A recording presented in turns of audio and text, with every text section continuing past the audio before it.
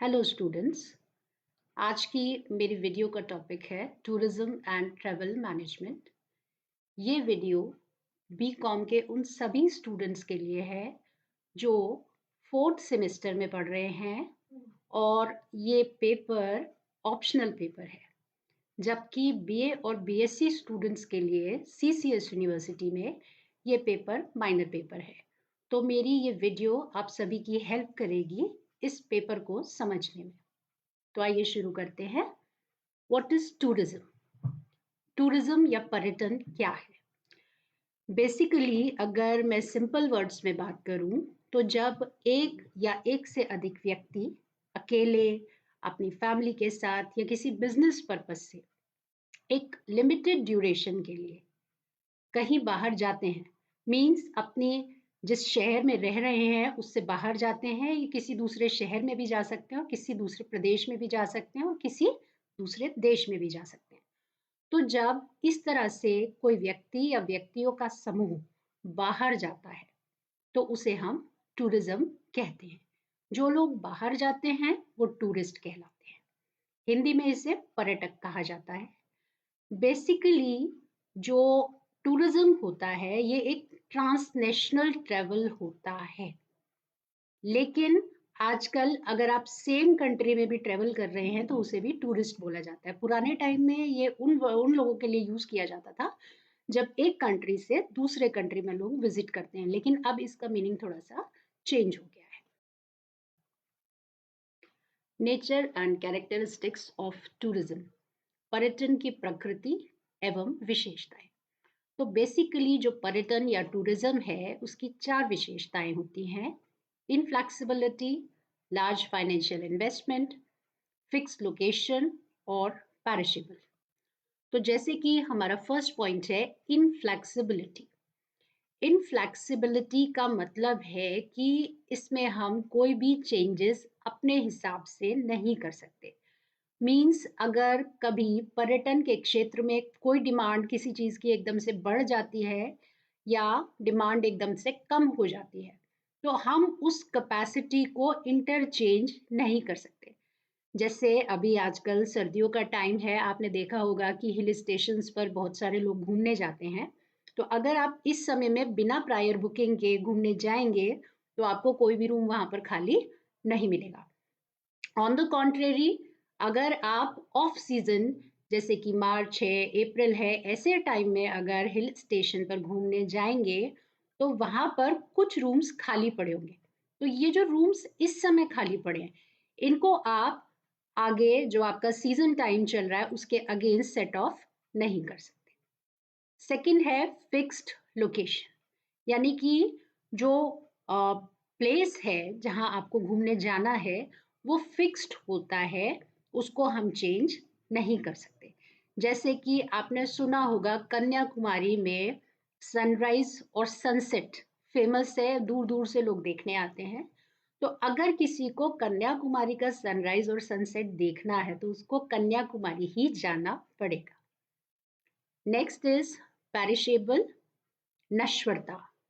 जो सर्विसेज है या जो टूरिज्म इंडस्ट्री है इसकी नेचर हाईली पेरिशेबल होती है, यानी कि जो चीजें अनयूज्ड होती हैं आप उनको, उनका जो अनयूज पार्ट रह गया उसको आप आगे कैरी फॉरवर्ड नहीं कर सकते, आप उसको आगे यूज नहीं कर सकते। इसके बाद नेक्स्ट आता है लार्ज फाइनेंशियल इन्वेस्टमेंट। जो फाइनेंशियल इन्वेस्टमेंट होता है यानी कि इसमें जो पैसा लगा हुआ होता है वो बहुत अधिक मात्रा में लगा हुआ होता है। जैसे कि आजकल बहुत चर्चा में है कि जो अयोध्या है वहां पर राम मंदिर की स्थापना होने जा रही है। तो आप देखिए, अगर आप न्यूज देखते होंगे, सुनते होंगे तो आपने नोटिस किया होगा कि वहां पर एयरपोर्ट भी बन गया है, एयरलाइन स्टार्ट हो गई हैं, बहुत सारे होटल्स आ गए हैं और बहुत अलग अलग तरह की जो पर्यटन सेवाएं हैं वो शुरू कर दी गई हैं, क्योंकि सरकार जो है वो चाहती है कि इस प्लेस को एक टूरिस्ट प्लेस के रूप में भी डेवलप किया जाए। तो बहुत सारा इन्वेस्टमेंट इसमें सरकार कर रही है और इसके अलावा जो प्राइवेट इन्वेस्टर्स हैं, जो होटल के ओनर्स हैं या और जो भी लोग हैं जो अपना बिजनेस बढ़ाना चाहते हैं तो वो इसमें काफी हद तक अपना फाइनेंशियल इन्वेस्टमेंट करते हैं। Now we come to the point, who is a tourist? जो टूरिस्ट या पर्यटक है वो कौन होता है? तो बेसिकली टूरिस्ट उन पर्सन्स को कहते हैं कि जो एक जगह से दूसरी जगह घूमते हैं, अपने यूजुअल एनवायरनमेंट से बाहर निकलते हैं और जो कुछ समय के लिए एक स्थान पर ठहरते हैं। ये जो एक पीरियड होता है ठहरने का, ये बहुत कम भी हो सकता है और ये 1 साल तक भी हो सकता है, लेकिन ये 1-2 दिन से शुरू होकर और 1 साल तक का हो सकता है। ये जो स्टे आवर्स होते हैं, ये बिजनेस के पर्पज से भी हो सकते हैं और घूमने फिरने मौज मस्ती के पर्पज से भी हो सकते हैं। Now we come to the point, objectives of tourism. पर्यटन के उद्देश्य।